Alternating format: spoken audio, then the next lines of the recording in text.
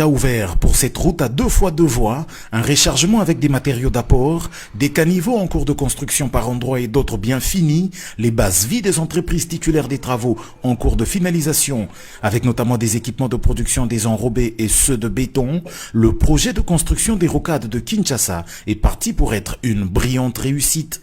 C'est le constat fait ce mercredi 14 août par le ministre des Infrastructures et Travaux Publics lors de sa visite sur ce projet. La visite est partie de l'entrée de la route Lutendele au terminus Mboudi qui est le point de départ de la rocade sud-ouest. Ici, le ministre a reçu les explications sur le tracé du projet de la part du directeur général de l'ACGT.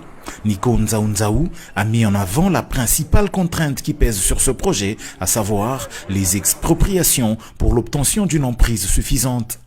En compagnie des responsables et autres représentants des structures de son ressort, le ministre a observé plusieurs arrêts sur le parcours, notamment au PK 12+200 à la base vie de Crec 8, où il a apprécié la rapidité de l'installation des équipements, ou encore au PK 16, où il a vu l'immensité du travail d'ouverture de l'emprise et la construction des caniveaux.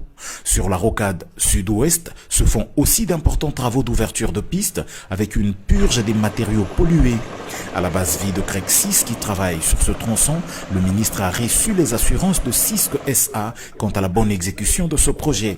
Ici, on remarque que certains riverains s'étant approprié le projet cassent déjà par eux-mêmes les murs de clôture pour céder la place à la prochaine route. La société qui exécute les travaux nous confirme que si le linéaire est libre de toute entrave, ils vont exécuter les travaux, en tout cas dans les délais tels que requis. Donc nous pensons que si, de notre côté, du côté de l'État, nous veillons à ce que toutes les emprises soient libérées, nous atteindrons les délais, nous respecterons les délais de 3 ans. Les 64 km qui constituent ce projet devront être bouclés en 3 ans à compter du 22 juin 2024, date du lancement de ces travaux par le président de la République, Félix Antoine Tshisekedi Tshilombo.